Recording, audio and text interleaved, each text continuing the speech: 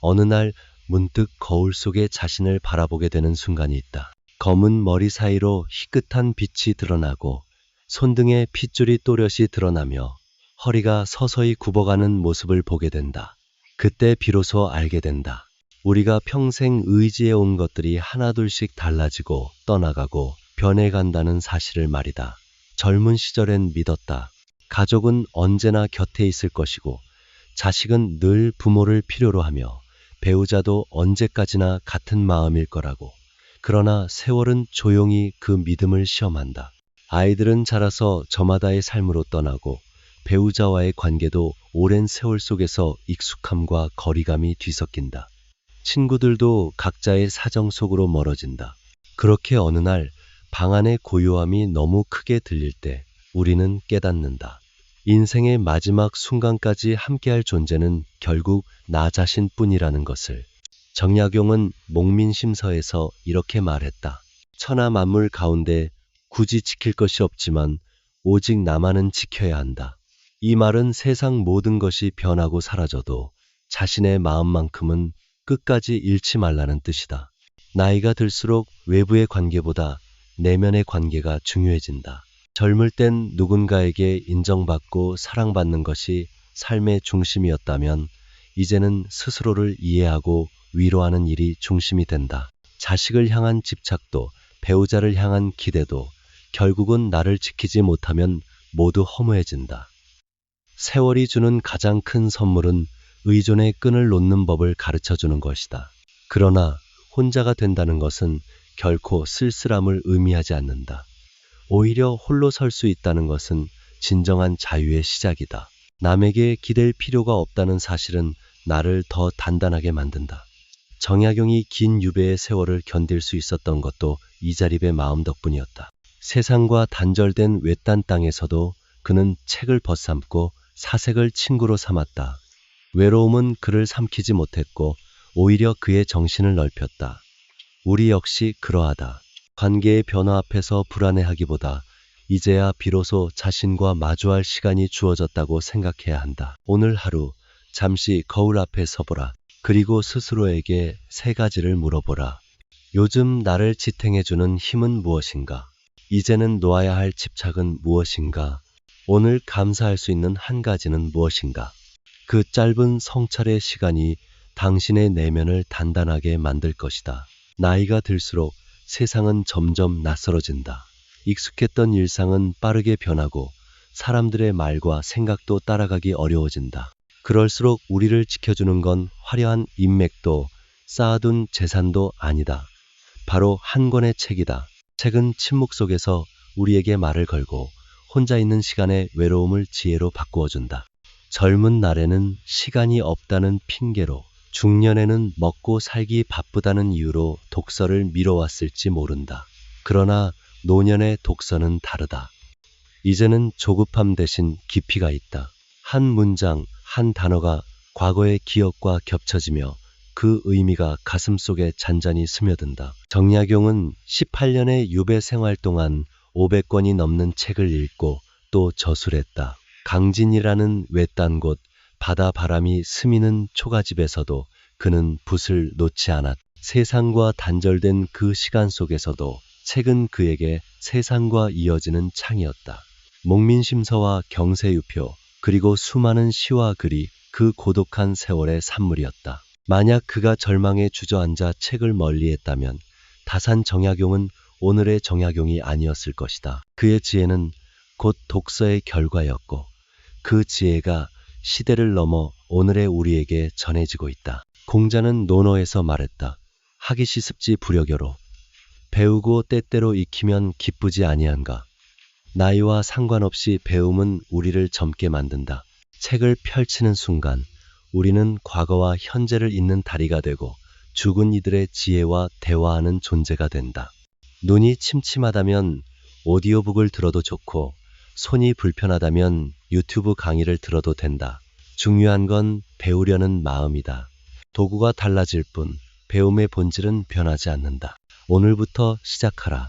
하루에 단 한 문장이라도 마음을 울린 구절을 감동 문장 노트에 적어보라.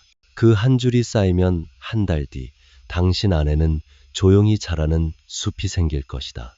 책 속의 지혜는 단지 지식을 더하는 것이 아니라 세상을 보는 눈을 다시 열어준다.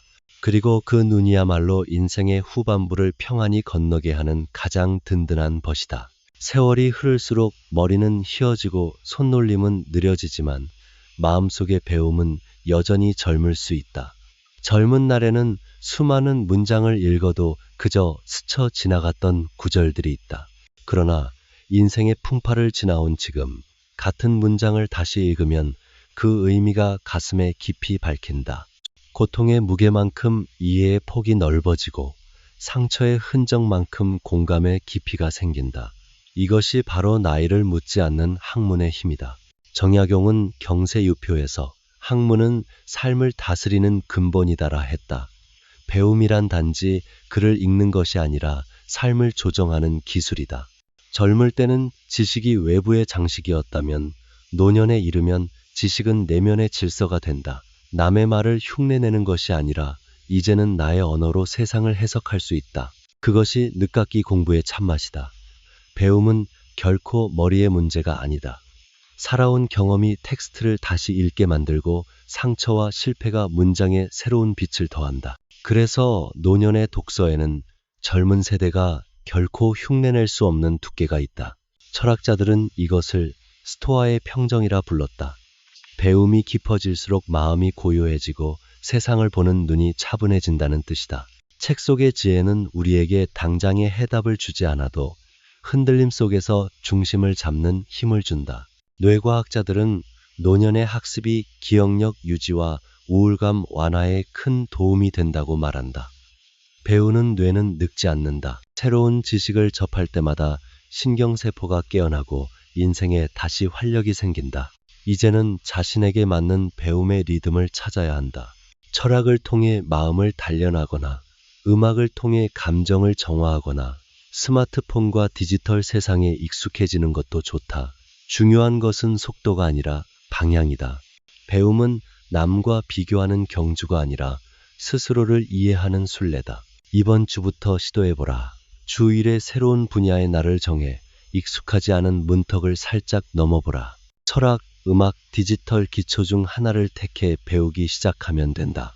그 첫걸음이 인생 후반부의 활력을 깨우는 불씨가 될 것이다. 배우는 마음은 늙지 않는다. 배움이 있는 한 당신의 영혼은 언제나 봄처럼 푸르다. 나이가 들수록 사람의 진짜 얼굴이 드러난다. 젊을 때는 말솜씨와 외모, 지위와 재산이 사람을 포장하지만 세월은 그 모든 가면을 벗겨낸다. 남는 것은 단 하나, 평생 쌓아온 품성이다. 그것은 하루아침에 만들어지지 않는다. 수십 년에 걸친 선택과 행동, 그리고 마음의 결이 차곡차곡 쌓여 만들어진다. 정약용은 흠음신서에서 이렇게 말했다. 인욕을 이기면 허물을 알게 된다. 즉, 욕심을 이겨내야 자신을 바로 볼 수 있다는 뜻이다. 결국 사람의 품성은 무엇을 참을 수 있는가에서 드러난다. 세월이 깊어질수록 우리 안에는 두 목소리가 싸운다. 하나는 천명, 즉 선한 마음의 부름이고 다른 하나는 인욕, 즉 욕심과 분노의 충동이다. 젊을 때는 그 둘이 섞여 있어도 잘 보이지 않지만 노년에 이르면 마음의 투명함이 높아져 어느 쪽이 더 강한지가 선명하게 드러난다. 평생 정직하고 겸손하게 살아온 사람은 얼굴에 평안이 깃든다. 반면 탐욕과 불평 속에 살아온 사람은 표정에 어둠이 남는다. 결국 품성은 거울처럼 얼굴과 말투, 행동으로 나타난다. 오늘날은 SNS의 시대다. 누군가의 화려한 일상, 남의 성공, 남의 부를 보며 스스로를 초라하게 느끼는 사람들이 많다. 분노와 비교의 감정은 하루에도 수십 번씩 우리를 흔든다. 하지만 이럴 때일수록 품성을 지키는 훈련이 필요하다. 남의 삶을 부러워하기보다 내 삶의 선함을 지키는 것이 더 중요하다. 정약용은 마음속의 평안을 잃으면 천하를 얻어도 헛되다고 했다. 외부의 소음이 요란할수록 내면의 침묵이 더욱 값지다. 맹자는 사람에게 본래 측은지심이 있다고 했다. 남의 고통을 보고 마음 아파하는 그 감정이 인간다움의 출발점이다. 그 마음이 살아있는 사람은 언제나 따뜻하다. 재산이 많지 않아도 사회적 지위가 높지 않아도 그 품성은 주변을 밝히는 등불이 된다. 오늘부터 하루 3칭찬, 일절제의 습관을 실천해보라. 누군가를 칭찬하고 자신을 칭찬하며 하루에 한 번은 분노를 눌러라. 그 단순한 반복이 당신의 품격을 다듬고 노년의 얼굴을 아름답게 빚어줄 것이다. 품성은 거창한 선언이나 한순간의 감정으로 만들어지지 않는다. 그것은 매일의 작은 선택, 눈에 잘 띄지 않는 사소한 행동 속에서 조금씩 자라난다. 정약용이 유배지 강진에서 보여준 삶이 바로 그 증거다. 억울한 누명을 쓰고 관직에서 쫓겨난 뒤 그는 세상을 원망하지 않았다. 대신 주변의 농민들을 도우며 그들의 고통을 함께 나누었다. 물길이 막혀 논이 마를 때 직접 나가 수로를 파고 그를 모르는 백성들에게 그를 가르쳤다. 그는 권력도 명예도 잃었지만 그 마음의 품성만큼은 누구보다 고귀했다. 정약용의 선행은 대단한 업적이라기보다 생활 속의 자비였다. 불교의 자비와 유교의 인은 다르지 않다. 둘 다 타인의 고통을 내 일처럼 여기는 마음에서 시작된다. 다사는 그 마음을 실천으로 옮겼다. 남이 보지 않아도, 기록되지 않아도 그는 매일의 선한 일을 반복했다. 그것이 쌓여 그의 이름이 200년이 지난 오늘까지도 존경받는 이유다. 우리의 일상도 다르지 않다. 세상은 커다란 정의보다 작은 선의 누적에서 바뀐다.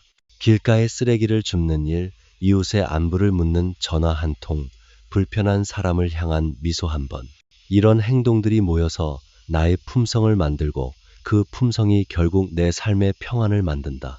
좋은 사람이란 특별한 사람이 아니라 반복해서 선한 선택을 하는 사람이다. 노년의 덕행은 젊을 때보다 훨씬 큰 울림을 가진다. 경험이 쌓인 사람의 선행은 단순한 도움을 넘어 주변 사람들의 마음을 움직인다. 정약용이 말했듯이 선한 마음이 모이면 세상을 덮는다. 오늘 당신이 내민 손길 하나가 누군가에게 하루의 위로가 될 수 있다. 이번 달부터 작은 실천을 정례화해보자. 월 1회 이웃 나눔의 날을 정해보라. 봉사, 식사 나눔 혹은 안부 전화 한 통이면 충분하다. 그것이 쌓이면 당신의 삶 주변에는 평안한 기운이 흐를 것이다. 선행은 남을 위한 일이 아니라 결국 나를 평안하게 하는 일이다. 인생의 마지막 여정에서 가장 큰 지혜는 의존하지 않는 법을 배우는 것이다. 젊은 날엔 의지할 누군가가 있다는 사실이 안도였지만 나이가 들수록 그것은 오히려 마음의 짐이 되기도 한다. 자식에게 기대고 배우자에게 매달리고 친구의 관심으로 외로움을 달래려 하면 관계가 변하는 순간 삶은 쉽게 무너진다. 정약용은 목민심서에서 남의 은혜를 바라지 않으면 마음이 화평하다고 했다. 이 말은 단순히 자존심을 지키라는 뜻이 아니라 마음의 평화를 얻으려면 기대를 내려놓으라는 교훈이다. 핵가족 시대의 부모는 자주 혼자 남는 법을 배우지 못한 채 늙어간다.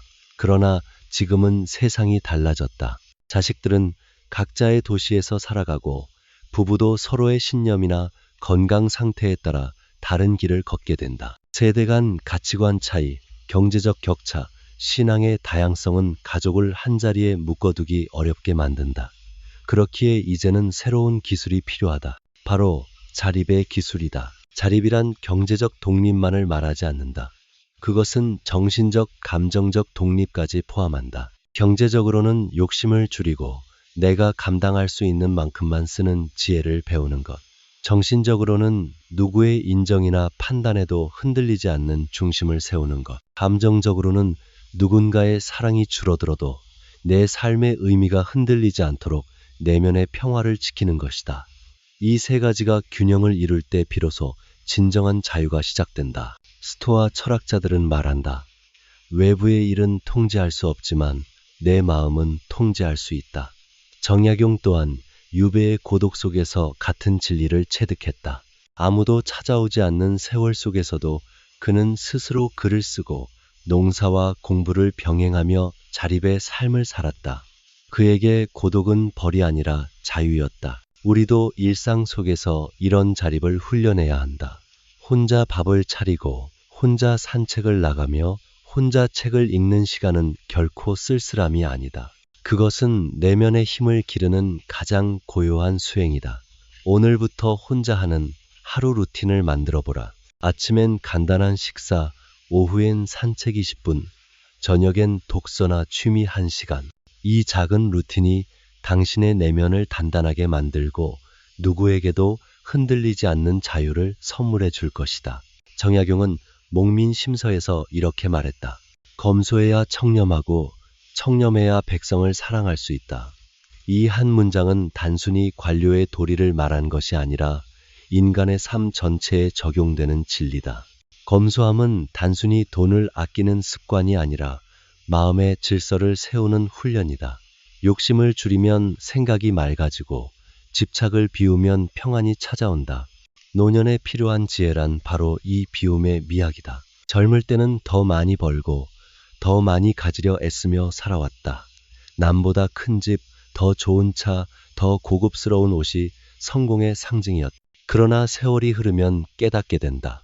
물건이 많을수록 마음은 복잡해지고 비교가 잦을수록 평안은 멀어진다는 사실을. 노년의 행복은 소유의 양이 아니라 마음의 여백에서 피어난다. 그것이 미니멀리즘의 본질이다. 남보다 뒤처지는 것이 아니라 불필요한 경쟁에서 벗어나 나답게 사는 자유를 되찾는 길이다. 정약용이 강조한 검소함은 청렴과 사랑으로 이어졌다. 욕심이 줄어야 타인을 진심으로 위할 수 있고 무력이 사라져야 마음의 평등이 생긴다. 반대로 욕망은 끝이 없다.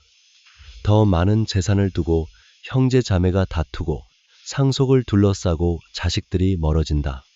재물은 남기되 탐욕은 남기지 말라. 자식에게 남길 최고의 유산은 돈이 아니라 검소한 삶의 태도다. 절제는 나를 억누르는 것이 아니라 나를 해방시키는 힘이다. 이제 실천이 필요하다. 오늘부터 불필요한 지출 3가지를 줄여보자. 예를 들어 사용하지 않는 구독 서비스, 충동 구매 혹은 과한 외식처럼 일상의 낭비를 돌아보는 것이다. 대신 그 자리에 감사 3가지를 채워 넣어라. 오늘 먹은 따뜻한 밥, 안부를 물어준 이웃, 고요한 저녁 산책. 그 모든 것이 이미 충분한 행복이다. 비움은 결핍이 아니라 충만이다. 적게 가져도 마음이 가벼운 사람, 소유보다 평안을 택한 사람, 그가 진정 자유로운 사람이다. 타산이 그랬듯이 검소함은 결국 삶을 맑게 하고 노년을 고요하게 빛나게 만든다. 많은 사람들은 나이를 쇠퇴의 신호로 받아들인다. 그러나 정약용의 삶은 그 고정관념을 뒤집는다. 그는 이른을 넘겨서도 새로운 책을 쓰고 제자들과 토론하며 세상의 이치를 탐구했다. 육체는 늙어도 정신은 자라날 수 있다는 걸 몸소 보여준 것이다. 노년은 끝이 아니라 완성의 시기다. 젊은 시절의 열정이 삶을 넓혔다면 노년의 사색은 삶을 깊게 만든다. 정약용은 차를 사랑했다. 유배지 강진에서 그는 하루의 끝마다 차를 끓이며 마음을 가라앉혔다. 물 끓는 소리 속에 천하의 시비가 사라진다는 그의 구절처럼 차 한 잔의 여유는 그에게 수행이자 성찰이었다. 우리도 마찬가지다. 하루에 단 15분이라도 고요한 시간을 가져보라.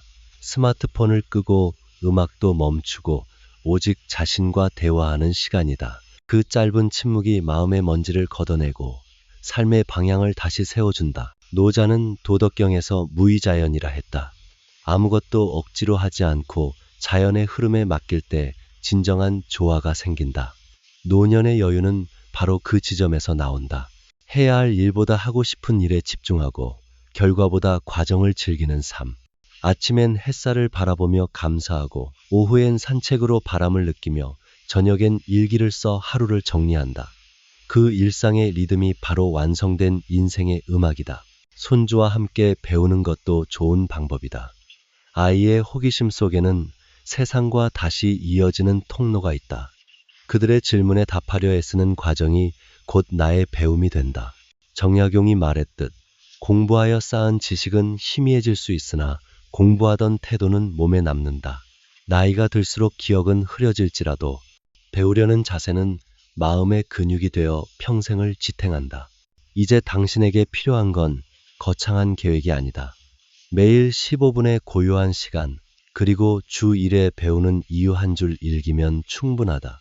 그 짧은 글이 당신의 내면을 단단히 묶고 하루하루를 의미 있게 만들어준다. 늙는다는 건 멈추는 것이 아니라 천천히 완성되어 가는 일이다. 그리고 그 완성의 이름은 바로 지혜다.